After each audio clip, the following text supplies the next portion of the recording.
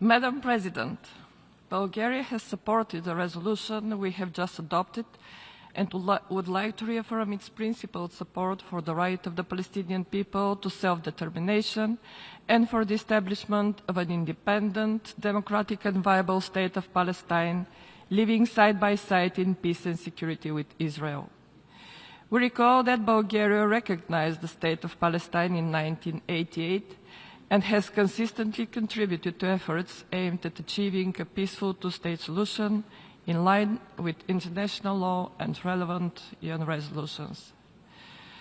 Bulgaria once again calls for an immediate ceasefire and the release of all hostages, as well as for urgent measures to alleviate the dire humanitarian situation in Gaza.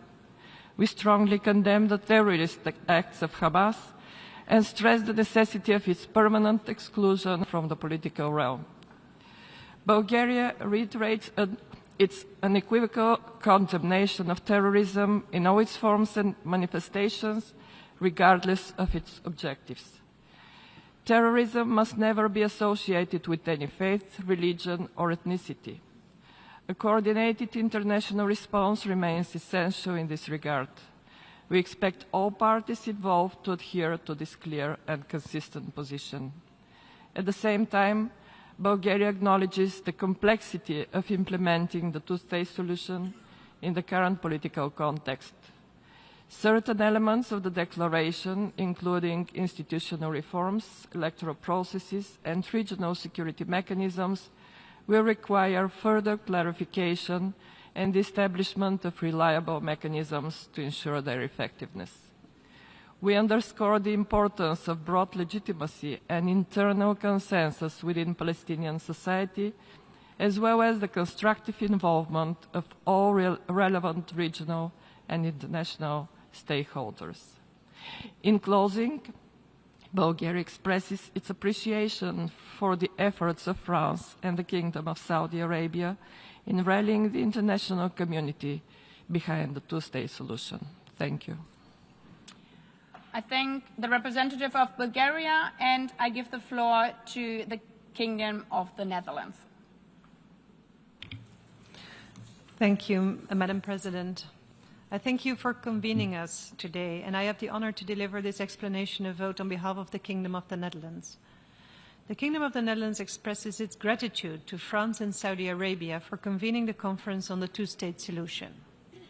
The New York Declaration contains important elements, such as the support for the right of self-determination of the Palestinian people, in line with the ICJ advisory opinion of 19th of July 2024, and the rejection of any territorial reduction.